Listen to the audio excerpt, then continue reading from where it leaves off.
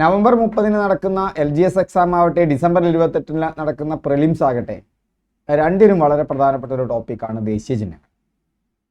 ഇപ്പോൾ കഴിഞ്ഞ LGS എക്സാമിന് കേരളത്തിൻ്റെ ഔദ്യോഗിക ചിഹ്നങ്ങൾ ഒന്ന് ഏത് വർഷം വന്നു എന്നുള്ള ചോദ്യം വന്നു. അങ്ങനെയൊക്കെ ഡീപ്പായിട്ടുള്ള ചോദ്യങ്ങൾ, ഇതൊന്നും പുതിയ ചോദ്യങ്ങളല്ല, പഴയ കാലത്ത് ഇതൊക്കെ ചോദിച്ചിട്ടുണ്ട്. അപ്പോൾ ഇന്ത്യയുടെ ദേശീയ ചിഹ്നങ്ങളുമായി ബന്ധപ്പെട്ട് വരാവുന്ന എല്ലാ ചോദ്യങ്ങളും വസ്തുതകളും ഉൾപ്പെടുത്തിയിട്ടുള്ള ഒരു ക്ലാസ്സാണ് ഇന്നത്തേത്. ഹായ് ഫ്രണ്ട്സ്, എൻ്റെ പേര് രഘുനന്ദനൻ MV. വിൻഡോജുവിൻ്റെ പുതിയ ക്ലാസ്സിലേക്ക് സ്വാഗതം. ഒരു ചെറിയ കാര്യം കൂടി, ഡിസംബർ 28 നടക്കുന്ന 10th പ്രിലിംസിന് ഒരുങ്ങുന്നവർക്ക് വേണ്ടി ഒരു ക്ലാസ്സുകൾ നമ്മൾ ആരംഭിച്ചിട്ടുണ്ട്. ഫ്രീ ആണ്. ഇതുപോലത്തെ ക്ലാസ്സുകൾ നിങ്ങൾക്ക് എന്നും കിട്ടും അവിടെ. അപ്പോൾ നമ്മുടെ വാട്സപ്പ് ഗ്രൂപ്പിൻ്റെ ലിങ്ക് താഴെ നൽകിയിട്ടുണ്ട്. അതുപോലെ തന്നെ 2025 സർക്കാർ ജോലി എന്നുള്ള സ്വപ്നവുമായിട്ടാണ് നിങ്ങൾ ഇരിക്കുന്നതെങ്കിൽ 2025 കാലയളവ് വരെ അവസാനിക്കുന്ന രീതിയിൽ ഓരോ ടോപ്പിക്സ്, ഇപ്പം നമ്മൾ എടുത്തുകൊണ്ടിരിക്കുന്നത് കേരള ജോഗ്രഫിയാണ്. ഒരു 5 മുതൽ 7 ദിവസം വരെ കേരള ജോഗ്രഫിയുടെ പാർട്ട് 1, പിന്നെ വേറൊരു പ്രാവശ്യം പാർട്ട് 2 വയ്ക്കും. അങ്ങനെ ഓരോ ടോപ്പിക്കും ഒരാഴ്ചയോ അല്ലെങ്കിൽ 5 ദിവസങ്ങൾ കൊണ്ടോ പഠിച്ചു തീരുന്ന വിധത്തിൽ ഓരോ ടോപ്പിക്ക് തന്ന് എന്നും അതിൽ നിന്ന് എക്സാം തന്ന് പിന്നീട് 5-7 ദിവസങ്ങൾ കഴിഞ്ഞാൽ അതിലെ മുഴുവൻ ചോദ്യങ്ങളും കേരള PSC നടത്തിയ എല്ലാ ചോദ്യങ്ങളും ഉൾപ്പെടുത്തിക്കൊണ്ടുള്ള ഒരു യൂട്യൂബ് ലൈവും അത് കഴിഞ്ഞൊരു എക്സാമും, അങ്ങനെ നിങ്ങൾക്ക് പഠിച്ചു പോകാൻ ഒരു ലേണിംഗ് പ്ലാൻ, അതുപോലത്തെ ഒരു റിവിഷൻ, ലൈവ് ക്ലാസ്, അതോടൊപ്പം ദിവസവും എക്സാമുമായിട്ടുള്ളൊരു പ്രോഗ്രാമുണ്ട്. താല്പര്യമുള്ളവർ നമ്മുടെ വാട്സപ്പ് ഗ്രൂപ്പിൽ ജോയിൻ ചെയ്താൽ മതി. ഓക്കെ, ലിങ്ക് താഴെ നൽകി. അപ്പോൾ നമുക്കിനി അടുത്ത ചോദ്യത്തിലേക്ക് പോകാം. ശകവർഷ കലണ്ടർ ഇന്ത്യയുടെ ദേശീയ പഞ്ചാംഗമായി ഔദ്യോഗികമായി അംഗീകരിച്ചത് എന്നാണ്. ശകവർഷ കലണ്ടർ അംഗീകരിക്കുന്നത് 1957 മാർച്ച് 22 ഇന്ന് 2 ചോദ്യം മനസ്സിലായില്ലേ? ഇന്ത്യയുടെ ഔദ്യോഗിക കലണ്ടർ ഏതാണ്? ശകവർഷ കലണ്ടറാണ്. എന്നാണ് അത് അംഗീകരിച്ചത്? 1957 മാർച്ച് 22 ഓർത്തിരിക്കുക. ഒരു പോയിന്റ് ആയല്ലോ. മറ്റൊരു പ്രധാനപ്പെട്ട കാര്യം നിങ്ങൾ ആലോചിക്കേണ്ടത്, ശകവർഷം എന്ന് ആരംഭിച്ചു. ശകവർഷം ആരംഭിക്കുന്നത് AD 78 ശകവർഷം ആരംഭിക്കുന്നത്. എന്നാണ്? AD 78 ശകവർഷം ആരംഭിച്ചത്. കുശാന വംശത്തിലെ രാജാവായിരുന്ന കനിഷ്കന്റെ കാലത്താണ് ശകവർഷം ആരംഭിച്ചത്. അതുപോലെ തന്നെ ശകവർഷത്തിലെ ആദ്യത്തെ മാസവും അവസാനത്തെ മാസവും പണ്ട് പരീക്ഷകൾക്ക് സ്ഥിരമായിട്ട് വരുന്നതായിരുന്നു. ആദ്യത്തെ മാസം എന്ന് പറയുന്നത് ശകവർഷത്തിലെ ആദ്യ മാസം എന്ന് പറയുന്നത് ചൈത്രവും അവസാന മാസം എന്ന് പറയുന്നത് വൈശാഖവുമാണ്. അവസാന മാസം വൈശാഖവും. ഓർത്തിരിക്കുക, 1957 മാർച്ച് 22 ശകവർഷം ഔദ്യോഗികമായി ഇന്ത്യയുടെ പഞ്ചാംഗമായി, ദേശീയ പഞ്ചാംഗമായി അംഗീകരിക്കുന്നത്.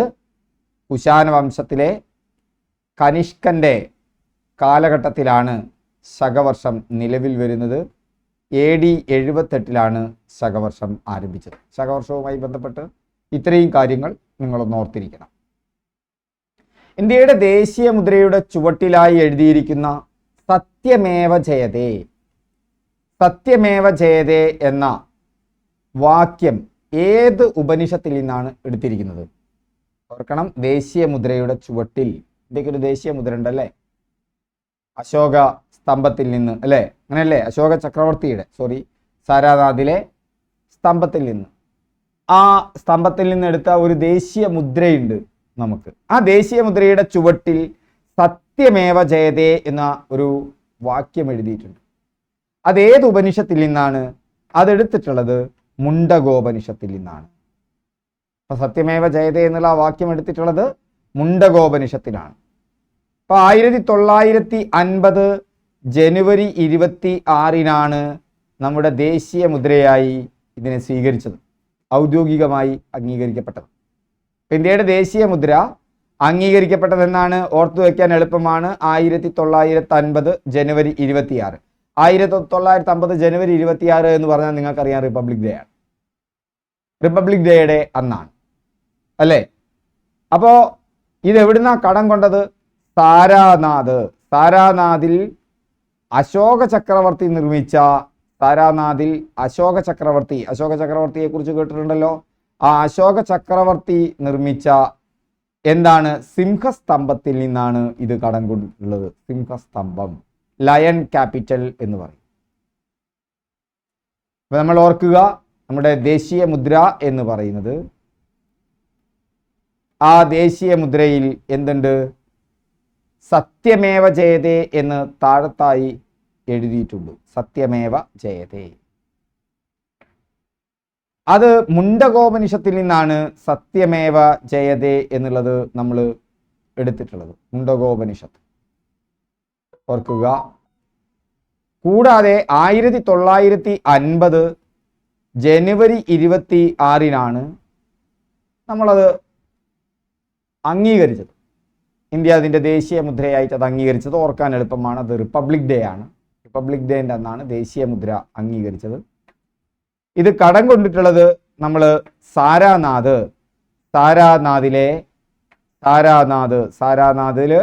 ആര്? അശോക ചക്രവർത്തി നിർമ്മിച്ച എന്തിൽ നിന്നാണ്? അശോക ചക്രവർത്തി നിർമ്മിച്ച സാരാനാഥിലെ അശോക ചക്രവർത്തി നിർമ്മിച്ച എന്തിൽ നിന്നാണ്? സിംഹസ്തംഭത്തിൽ നിന്നാണ്. സിംഹസ്തംഭം. ഓക്കെ. അപ്പോ ഇത് ഏത് ലിപിയിലാണ് രേഖപ്പെടുത്തിയിട്ടുള്ളത്? ഇത് രേഖപ്പെടുത്തിയിട്ടുള്ളത് ദേവനാഗരി ലിപിയിലാണ്. ഇന്ത്യയുടെ ദേശീയ മുദ്രയിൽ സത്യമേവ ജയതേ എന്ന് രേഖപ്പെടുത്തിയിട്ടുള്ളത് ദേവനാഗരി ലിപിയിലാണ്. ദേവനാഗരി ലിപിയിലുള്ള സത്യമേവ ജയതേ, ആ ഇന്ത്യയുടെ ദേശീയ മുദ്രയിൽ എന്തെല്ലാം ഉണ്ട്? 4 സിംഹങ്ങളുണ്ട്. 4 സിംഹങ്ങളെ കൂടാതെ ആനയുണ്ട്, കുതിരയുണ്ട്, കാളയുണ്ട്. അപ്പോൾ സിംഹമുണ്ട്. എത്ര സിംഹമുണ്ട്? 4 സിംഹം. പിന്നെ ആനണ്ട്, കുതിരണ്ട്, കാള. ഇന്ത്യയുടെ ദേശീയ വൃക്ഷം ഏതാണ്? ഇന്ത്യയുടെ ദേശീയ വൃക്ഷം അരയാലാണ്. പേരാലാണ്. ഇന്ത്യയുടെ ദേശീയ വൃക്ഷം പേരാലാണ്. നിങ്ങൾക്കും വന്നേക്കാം, ഞാനും വരുത്തും അല്ലേ? തെറ്റാൻ പാടില്ലായിരുന്നു. ഇന്ത്യയുടെ ദേശീയ വൃക്ഷം പേരാലാണ്. അതിൻ്റെ ശാസ്ത്രീയ നാമം ഒന്ന് പഠിച്ചോളൂ. ഫൈക്കസ് ബംഗാളൻസിസ് എന്നാണ്.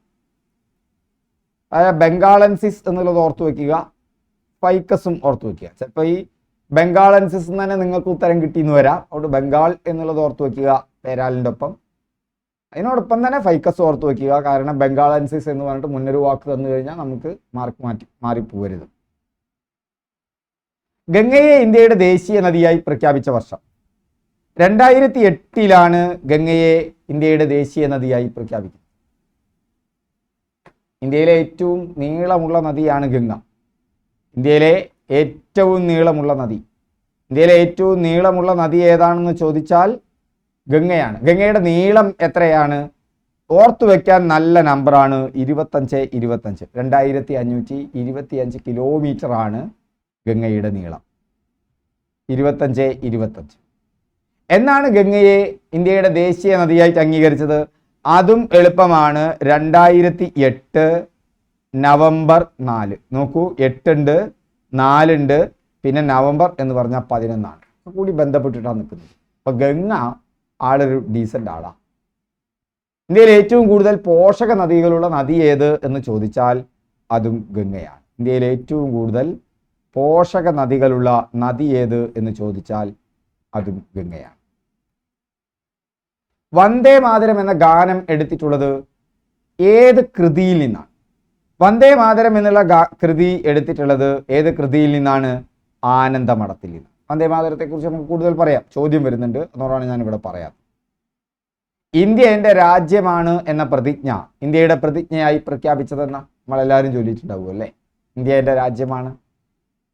അത് ഇന്ത്യയുടെ പ്രതിജ്ഞയായിട്ട് പ്രഖ്യാപിച്ചത് 1965 ജനുവരി 26-നാണ്. 1956 ജനുവരി 26-നാണ് ഇന്ത്യയുടെ ദേശീയ മുദ്ര അംഗീകരിച്ചത്.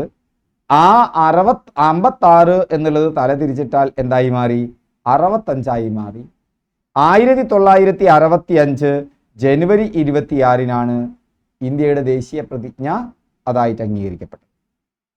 അതേത് ഭാഷയിലാണ് ആദ്യം എഴുതിയത്? തെലുങ്കിലാണ് എഴുതിയത്. കാരണം ആന്ധ്രാപ്രദേശുകാരനായിരുന്നു, അല്ലേ?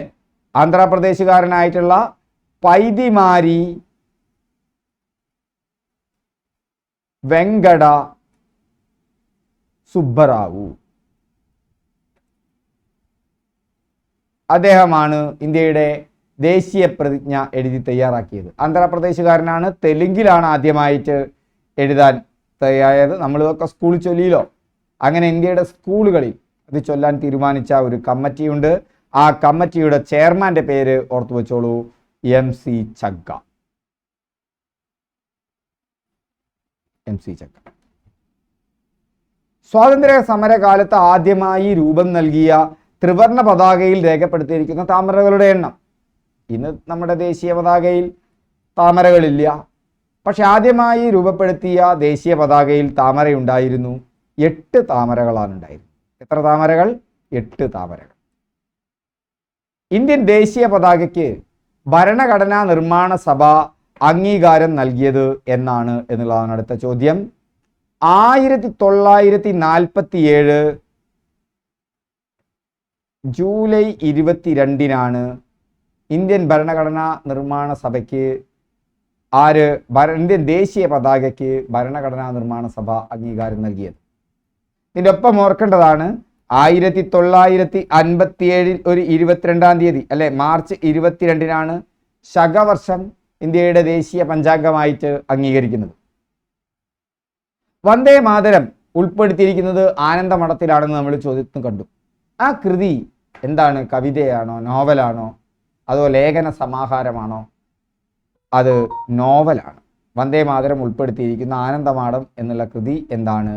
നോവലാണ് എന്ന് ഓർക്കുക. ഇന്ത്യൻ ദേശീയ ഗാനം ആദ്യമായി ആലപിച്ചത് ഏത് വർഷം? ഇന്ത്യയുടെ ദേശീയ ഗാനം 1911-ലാണ് ആദ്യമായിട്ട് ആലപിച്ചത്. 11 ഓർക്കാൻ നമ്മൾ ദേശീയ ഗാനം നിൽക്കുമ്പോൾ അറ്റൻഷനായിട്ട് നിൽക്കില്ലേ, കയ്യും കാലും നിവർത്തിയിട്ട്? അതാലോചിച്ചാൽ മതി. അവിടെ 11, ഇതാ ഒരു കുട്ടി നിൽക്കുകയാണ്, 2 കയ്യും നിവർത്തി 2 കാലും സ്റ്റഡിയായിട്ട് ഒരു കുട്ടി നിൽക്കുന്ന എന്ത് ഓർക്കുക? ഇതാ അങ്ങനെയല്ലേ ദേശീയ ഗാനത്തിൽ നിൽക്കുക, അറ്റൻഷനായിട്ട്.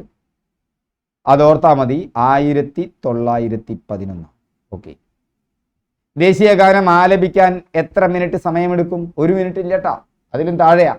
52 മിനിറ്റ് സമയമാണ് ദേശീയ ഗാനം ആലപിക്കാൻ എടുക്കുന്ന സമയം. ഇന്ത്യൻ ദേശീയ ഗാനത്തിന് സംഗീതം നൽകിയത് ആര്? ഇന്ത്യൻ ദേശീയ ഗാനത്തിന് സംഗീതം നൽകിയത് രാം സിംഗ് താക്കൂറാണ്. സിംഗ് സംഗീതം. ഇന്ത്യയുടെ ദേശീയ മുദ്രയിലെ സത്യമേവ ജയത ഏത് ഉപനിഷത്തിലെ മന്ത്രമാണ്? മുണ്ടകോപനിഷത്ത്. ഇന്ത്യൻ ദേശീയ മുദ്രയുടെ അടിസ്ഥാനമായ അശോക സ്തംഭം സ്ഥിതി ചെയ്യുന്ന സ്ഥലം നമ്മൾ നേരത്തെ പഠിച്ചു, അത് സാരാനാഥാണ്. ദേശീയ ചിഹ്നത്തിൽ സത്യമേവ ജയതേ എന്ന വാക്യം രേഖപ്പെടുത്തിയിട്ടുള്ള ലിപി ഏത്? ദേശീയ ചിഹ്നത്തിൽ സത്യമേവ ജയതേ ദേവനാഗരി ലിപിയിലാണ്. സത്യമേവ ജയതേ ദേവനാഗരി ലിപിയിലാണ്. ഹിന്ദി എഴുതുന്നത് ദേവനാഗരി ലിപിയിലാണ്. ഇന്ത്യയുടെ ദേശീയ ഭാഷയായ ഹിന്ദി എഴുതുന്നത് ദേവനാഗരി ലിപിയിലാണ്. മറ്റൊരു ലിപി കൂടി നമ്മൾ ഓർക്കണം, ഏതാണ്? ഭാഷ. ഏതു ഭാഷയിലാണ് ആദ്യമായി നമ്മുടെ സത്യപ്രതിജ്ഞ എഴുതപ്പെട്ടത്? ആദ്യമായി നമ്മുടെ സത്യപ്രതിജ്ഞ എഴുതപ്പെട്ട ഭാഷ എന്ന് പറയുന്നത് തെലുങ്കാണ്. തെലുങ്കുകാരനായിരുന്നു. ജനഗണമനയും വന്ദേ മാതരവും എഴുതുന്നത് ബംഗാളി ഭാഷയിലാണ് ആദ്യമായിട്ട് എഴുതപ്പെട്ടത്. ഇന്ത്യയുടെ ദേശീയ പൈതൃക മൃഗം ഏതാണ്? ഇന്ത്യയുടെ ദേശീയ പൈതൃക മൃഗം ആനയാണ്. ഇന്ത്യയുടെ ദേശീയ പൈതൃക മൃഗം, ഇന്ത്യയുടെ ദേശീയ മൃഗമാണ് കടുവ.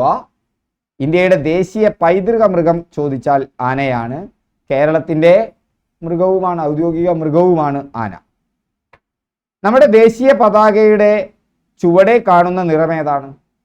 നമ്മുടെ ദേശീയ പതാകയുടെ ചുവടെ കാണുന്ന നിറം പച്ചയാണ്. പച്ചയാണ് നമ്മുടെ ദേശീയ പതാകയുടെ മുകളിൽ കാണുന്ന താഴെ കാണുന്ന നിറം. ഏറ്റവും താഴത്ത് ഏറ്റവും മുകളിൽ കുങ്കുമമാണ്. ഏറ്റവും മുകളിൽ ഏതാണ്? കുങ്കുമം. ഏറ്റവും മുകളിൽ കുങ്കുമമാണ്. കുങ്കുമത്തും കഴിഞ്ഞാൽ നടുവിലായി വെള്ളയാണ്, അതെല്ലാവർക്കും അറിയാം അല്ലേ. അത് കഴിഞ്ഞാൽ പച്ചയാണ്. ഇങ്ങനെ 3 നിറങ്ങൾ മാത്രമല്ല ദേശീയ പതാകയിലുള്ളത്. ദേശീയ പതാകയുടെ മധ്യത്തിൽ എന്ത് ചെയ്യുന്നുണ്ട്? അശോക ചക്രം സ്ഥിതി ചെയ്യുന്നുണ്ട്. അതിൻ്റെ നിറം നീലയാണ്, നേവി ബ്ലൂ ആണ്. അപ്പൊ ചക്രത്തിന്റെ നിറം എന്താണ്? അത് നേവി ബ്ലൂ ആണ് എന്ന് ഓർക്കും. അപ്പോ ചക്രത്തിന്റെ നിറം നേവി ബ്ലൂ, മുകളിൽ കുങ്കുമം, നടുവിൽ വെള്ള, ഏറ്റവും ഒടുവിലെ നിറം പച്ച. ഓർത്തിരിക്കും. ഇന്ത്യൻ ദേശീയ പതാക രൂപകൽപ്പന ചെയ്തത് ആരാണ്? അതും ഒരു ആന്ധ്രാപ്രദേശുകാരനാണ്. എന്താണ് അദ്ദേഹത്തിന്റെ പേര്? പിംഗലി വെങ്കയ്യ. പിംഗലി വെങ്കയ്യയാണ് ഇന്ത്യൻ ദേശീയ പതാക രൂപകൽപ്പന ചെയ്തിട്ടുള്ളത്. ഇത് അംഗീകരിച്ചതെന്ന അത് 1947 ജൂലൈ 22-നാണ്. 1947 ജൂലൈ 22-ന് വേറെ നമ്മൾ പഠിച്ചു. എന്താ 1947 ജൂലൈ 22-ന് നമ്മൾ പഠിച്ചത്? ചോദ്യം വന്നിട്ട് തന്നെ നിങ്ങൾക്ക് ഓർമ്മയുണ്ടോ? ഞാൻ ചോദ്യം കാണിച്ചിട്ട് തന്നെ പറയാം. നമ്മളിവിടെ പഠിച്ചു പോയിട്ടുണ്ടല്ലോ. ചോദ്യം എവിടെ? ഇവിടെ നമ്മളിപ്പോൾ പഠിച്ചു പോയതാണല്ലോ. യെസ്, കണ്ട. ഇന്ത്യൻ ദേശീയ പതാകയ്ക്ക് ഭരണഘടനാ നിർമ്മാണ സഭ അംഗീകാരം നൽകിയത് 1947 ജൂലൈ 22. കണ്ടോ? നിങ്ങൾ ഒരിക്കൽ കേട്ടപ്പോൾ നിങ്ങൾക്ക് ഓർമ്മ വരുന്നില്ലേ?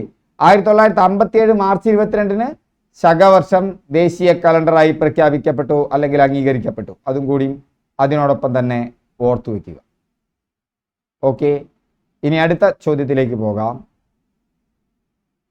അപ്പോ ആരക്കാലുകളോട് കൂടിയ അശോക ചക്രം നാവിക നീല നിറത്തിലാണ്. എത്ര ആരക്കാലുകളാണുള്ളത്? 24 ആരക്കാലുകളാണുള്ളത്. പതാകകളെ കുറിച്ചുള്ള പഠനം അതൊന്ന് ഓർത്തുചോളൂ. വെക്സിലോളജിയാണ്. നമ്മുടെ ദേശീയ പതാകയുടെ ആകൃതി ചോദിച്ചാൽ ദീർഘചതുരാകൃതി. ഇതിനെയാണ് ദീർഘചതുരാകൃതി എന്ന് പറയുക. മുകളിൽ കുങ്കുമം, നടുവിൽ വെള്ള, ഏറ്റവും ഒടുവിൽ പച്ച. അതിൽ ആരക്കാലുകൾ എന്ത് നിറത്തിലാണ് കാണിച്ചിരിക്കുന്നത്? നേവി ബ്ലൂവിലാണ്.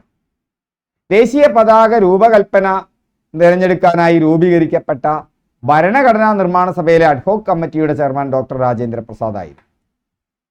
ഭരണഘടനാ നിർമ്മാണ സഭയിൽ പതാകയെക്കുറിച്ചുള്ള ചർച്ചയിൽ ദേശീയ പതാകയിലെ ഓരോ നിറവും എന്തിനെ കുറിക്കുന്നു എന്ന് വ്യാഖ്യാനിച്ചത് ഡോക്ടർ എസ് രാധാകൃഷ്ണനാണ്.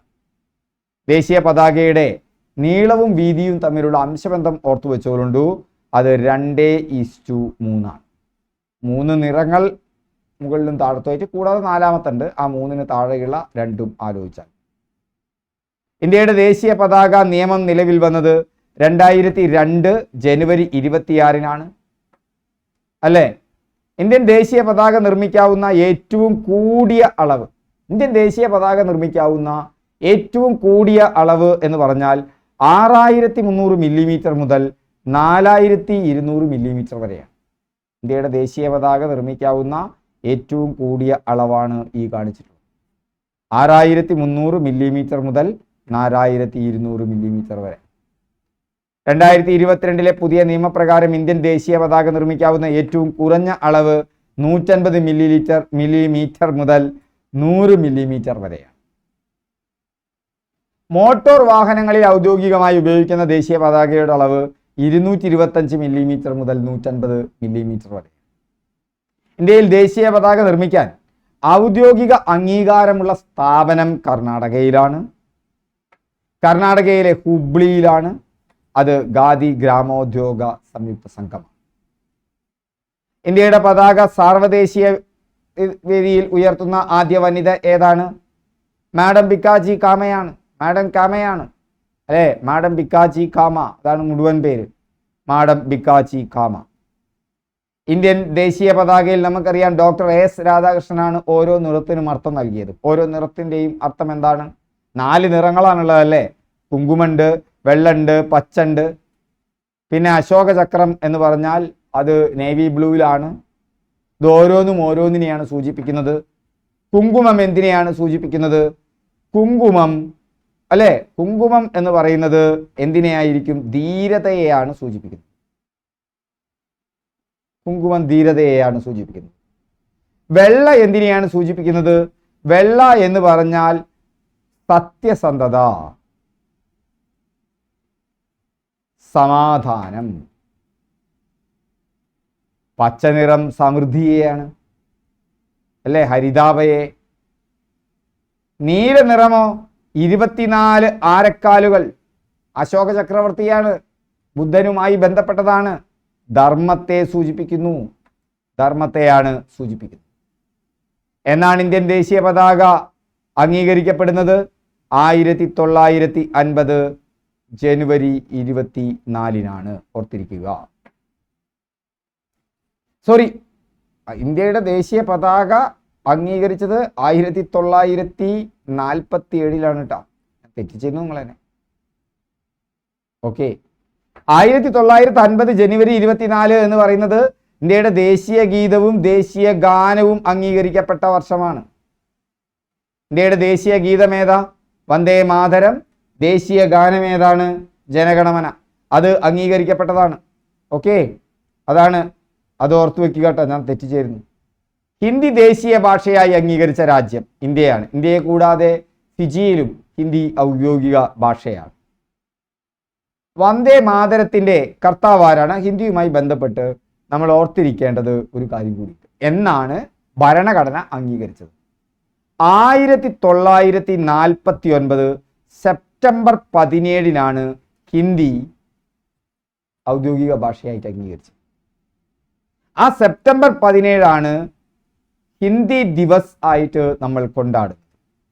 ഭരണഘടനയിൽ ബന്ധപ്പെട്ട വകുപ്പ് 343 ഒന്നാണ്. ദേവനാഗരി ലിപിയിലാണ് ഹിന്ദി എഴുതാറ്.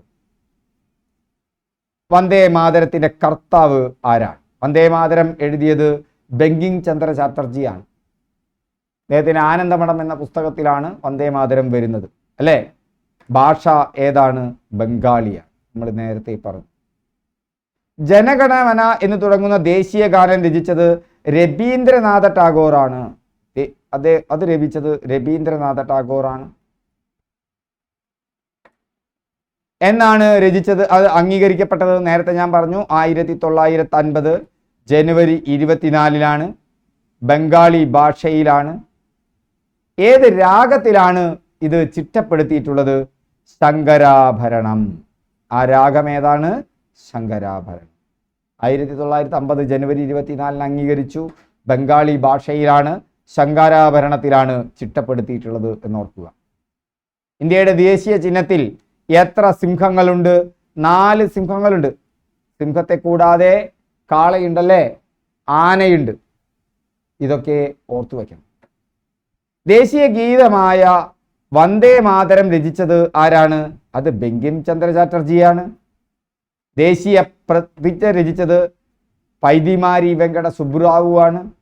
ഇന്ത്യയുടെ ദേശീയ ചിഹ്നത്തിൽ ആലേഖനം ചെയ്തിരിക്കുന്ന മൃഗങ്ങൾ ഏതൊക്കെയാ? സിംഹം, കാള, കുതിര, ആന. നേരത്തെ പറഞ്ഞു. നമ്മുടെ ദേശീയ പതാകയിലെ ധർമ്മചക്രത്തിന്റെ നിറം എന്താണ്? നേവി ബ്ലൂ, അശോക ചക്രം എന്നും പറയും. ഇന്ത്യയുടെ ദേശീയ പക്ഷി ഏതാണ്? അത് മയിലാണല്ലേ. ഏതാ വർഷം?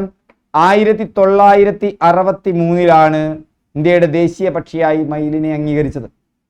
എന്ന് നമുക്കറിയാം, നമ്മുടെ പക്ഷി നിരീക്ഷകനായ സലീം അലി, അദ്ദേഹം ഇന്ത്യയുടെ ദേശീയ പക്ഷിയായി നിർദ്ദേശിച്ചത് ഗ്രേറ്റ് ഇന്ത്യൻ ബസ്റ്റാർഡിനെയാണ്. Great Indian bustard. ഓക്കെ, അതും കൂടി ഓർത്തിരിക്കുക.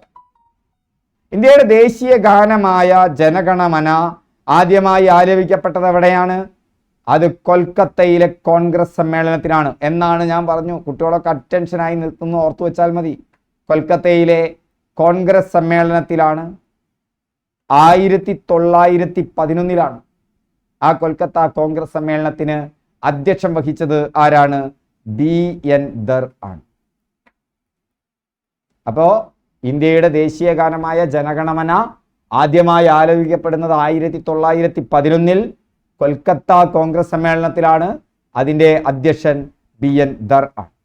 കടുവയെ ഇന്ത്യയുടെ ദേശീയ മൃഗമായി അംഗീകരിച്ചത് 1972-ലാണ്. 1972 വരെ ഇന്ത്യക്ക് ദേശീയ മൃഗം ഉണ്ടായിരുന്നില്ലേ? ഉണ്ടായിരുന്നു. അതാരായിരുന്നു? സിംഹമായിരുന്നു. 1972 വരെ. 1972 അത് കടുവയായി. പക്ഷെ നമ്മുടെ ദേശീയ പൈതൃക മൃഗം ഏതാണെന്ന് ചോദിച്ചാൽ അവിടെ തെറ്റരുത്, അത് ആനയാണ്. കേരളത്തിന്റെ ഔദ്യോഗിക മൃഗവും ആനയാണ്. എന്താ ആനയുടെ ടൈഗറിന്റെ ദേശീയ നാമം? മറ്റേത് എലിഫന്റ് ഉണ്ട്, മാക്സിമസും ഉണ്ട് അല്ലേ, നമ്മൾ പണ്ട് പഠിച്ചിട്ടുണ്ട്. പാന്തറ ടൈഗ്രിസ് ആണ് കടുവയുടെ ശാസ്ത്രീയ നാമം. കടുവ സംരക്ഷണത്തിനായി 1973 ആരംഭിച്ച പ്രൊജക്ട് ടൈഗർ പദ്ധതി ആദ്യമായി ആരംഭിച്ച ദേശീയോദ്യാനം ഉത്തരാഖണ്ഡിലെ ജിം കോർബറ്റ് നാഷണൽ പാർക്കാണ്. 1972 നമ്മൾ അംഗീകരിക്കുന്നത്. 73 കടുവ സംരക്ഷണം ഉറപ്പാക്കുന്നതിനായി പ്രൊജക്ട് ടൈഗർ വരുന്നു. കേരളത്തിലെ ആദ്യത്തെ പ്രൊജക്ട് ടൈഗർ പദ്ധതി പറമ്പിക്കുളമാണ്. പെരിയാറിലാണ് ആദ്യത്തേത്, രണ്ടാമത്തേതാണ് പറമ്പിക്കുളം. ഇന്ത്യയുടെ ദേശീയ പൈതൃക മൃഗമായി ആനയെ പ്രഖ്യാപിച്ചത് 2010-ലാണ്. 2010-ലാണ് ഇന്ത്യയുടെ ദേശീയ പൈതൃക മൃഗമായി ആനയെ അംഗീകരിച്ചത്. എന്താ? Eliphaz maximus indicus. ഇതാണ് അതിൻ്റെ പേര്. ഇന്ത്യ ഗവൺമെന്റ് ആന സംരക്ഷണത്തിനായി പ്രൊജക്ട് എലിഫന്റ് ആരംഭിച്ചത് 1992-ലാണ്. 1972-ലാണ് നമ്മൾ ഓർക്കുക കടുവയെ ദേശീയ മൃഗമായി പ്രഖ്യാപിക്കുന്നത്. അതുവരെ സിംഹമായിരുന്നു. ഇന്ത്യയുടെ എന്തെന്ന് പറയുന്നത്, പൈതൃക മൃഗം എന്ന് പറയുന്നത് ആനയാണ്. അത് 2010-ലാണ്. എന്നാൽ ആന സംരക്ഷണത്തിനായി പ്രൊജക്ട് എലിഫന്റ് ആരംഭിച്ചത് 1992-ലും ടൈഗർ പ്രൊജക്ട് ആരംഭിക്കുന്നത് 1973-ലുമാണ്. ഒക്കെ പരസ്പരം ബന്ധപ്പെട്ട് കിടക്കും ആ വർഷം. എവിടെയൊക്കെയുള്ള സംസ്ഥാനങ്ങളുടെ ഔദ്യോഗിക മൃഗം ആനയാണ്? കേരളം, ജാർഖണ്ഡ്, കർണാടക. ഇവിടത്തെയൊക്കെ ഔദ്യോഗിക മൃഗം ഏതാണ്? ആനയാണ്. ദേശീയ ജലജീവി ഏതാണ്? ഡോൾഫിനാണ്. വെറും ഡോൾഫിൻ അല്ല, ഗംഗാ ഡോൾഫിൻ. ആനയെ പൈതൃക മൃഗമായി പ്രഖ്യാപിക്കുന്നത് 2010-ലാണെങ്കിൽ ഡോൾഫിനെ പ്രഖ്യാപിക്കുന്നത് 2009-ലാണ്, ഒരു വർഷം മുമ്പ്. ഇന്ത്യയുടെ ദേശീയ ജലജീവിയാണ് ഗംഗാ റിവർ ഡോൾഫിന്റെ ശാസ്ത്രീയ നാമം പ്ലറ്റനിസ് ഗംഗറ്റിക്ക എന്നാണ്. പ്ലറ്റനിസും കൂടി ഓർത്തു വെച്ചാൽ മതി, മറ്റേത് ഗംഗാ ഡോൾഫിൻ ആണല്ലോ, അവിടെ നമുക്ക് ഓർമ്മ വരും. ഗംഗാറ്റിക് ഡോൾഫിനെ സിറ്റി അനിമലായി പ്രഖ്യാപിച്ച ആദ്യത്തെ നഗരമാണ് ഗുവാഹത്തി. സിറ്റി അനിമലായി 2012. ആ 2012-ൽ ലാക്ടോബാസിലസ് ഡെൽബുക്കി, കേൾക്കുമ്പോൾ തന്നെ രസമുള്ള പേരല്ലേ? എന്താ പേര്? ലാക്ടോബാസിലസ് ഡെൽബുക്കി. ആ ഡെൽബുക്കിയെ ഇന്ത്യയുടെ ദേശീയ സൂക്ഷ്മാണുവായി പ്രഖ്യാപിച്ചു. ഇന്ത്യയുടെ ദേശീയ സൂക്ഷ്മാണുണ്ട്. ആരാണത്? ലാക്ടോബാസിലസ് ഡെൽബുക്കി. ഏത് രാഗത്തിലാണ് ക്യാപ്റ്റൻ രാം സിംഗ് താക്കൂർ ജനഗണമനയ്ക്ക് സംഗീതമൊരുക്കിയത്? അത് ശങ്കരാഭരണമാണ്. ഓക്കെ. തത്വബോധിനി പത്രികയിൽ ഭാരത് വിധാത ഈ പേരിലാണ് 1912-ൽ ജനഗണമന ആദ്യമായി അച്ചടിച്ചു വരുന്നത്. 1911-ലാണ് ജനഗണമന ആദ്യമായിട്ട് എന്ത് ചെയ്യുന്നത്? ആലപിക്കുന്നത്. കൊൽക്കത്തയുടെ കോൺഗ്രസ് സമ്മേളനത്തിൽ എസ് ദ റാണ സമ്മേളനത്തിന്റെ അധ്യക്ഷൻ എന്ന് പഠിച്ചു. 1912-ലാണ് ജനഗണമന പ്രസിദ്ധീകരിക്കപ്പെട്ടു വരുന്നത്. തത്വബോധിനി പത്രികയിൽ ഭാരത് വിധാത അല്ലേ? ആരാ ആലപിച്ചത്? രവീന്ദ്രനാഥ ടാഗോറിന്റെ അടുത്ത ബന്ധുവായിരുന്ന സരളാദേവി ആണ്. സരളാദേവിയാണ് ദേശീയ ഗാനം കൊൽക്കത്തയിലെ സമ്മേളനത്തിൽ ആലപിച്ചത്. രവീന്ദ്രനാഥ ടാഗോർ 1919 ഫെബ്രുവരി 28-ന് ആന്ധ്രാപ്രദേശിലെ മദനപ്പള്ളി ബസന്റ് തിയോളജിക്കൽ കോളേജിൽ വെച്ചിട്ടായിരുന്നു രവീന്ദ്രനാഥ ടാഗോർ ഇത് രചിച്ച ആളാദ്യമായിട്ട് ആലപിക്കുന്നത്. രവീന്ദ്രനാഥ ടാഗോർ ഇതിനൊരു ഇംഗ്ലീഷ് പരിഭാഷ കൊടുത്തിട്ടുണ്ട്. അതിൻ്റെ പേര് മോർണിംഗ് സോങ് ഓഫ് ഇന്ത്യ എന്നാണ് ആ ഇംഗ്ലീഷ് പരിഭാഷയ്ക്ക് പേര് കൊടുത്തിട്ടുള്ളത്. ആലപിക്കാൻ എടുക്കുന്ന സമയം 52 സെക്കൻഡാണ്. ഷോർട്ട് വേർഷൻ ഉണ്ട്, അത് 20 സെക്കൻഡാണ്. വന്ദേ മാതരത്തെ നമ്മൾ പഠിച്ചു. ദേശീയ ഗീതമായി ഭരണഘടനാ നിർമ്മാണ സഭ അംഗീകരിച്ചത് 1950 ജനുവരി 24-നാണ്. പൊതുവേദിയിൽ ആദ്യമായിട്ട് അവതരിപ്പിക്കുന്നത് 1896 രവീന്ദ്രനാഥ ടാഗോറാണ്. വന്ദേ മാതരം ആദ്യമായി പൊതുവേദിയിൽ ആലപിക്കപ്പെടുന്നത് 1896 കൊൽക്കത്തയിൽ നടന്ന ഇന്ത്യൻ നാഷണൽ കോൺഗ്രസ് സമ്മേളനത്തിലാണ്. മറ്റതോ എന്താ രണ്ടും തമ്മിലുള്ള വ്യത്യാസം? രണ്ടൊന്ന് കമന്റ് ചെയ്യൂ. 1911 1896 തമ്മിലുള്ള വ്യത്യാസം എന്താ?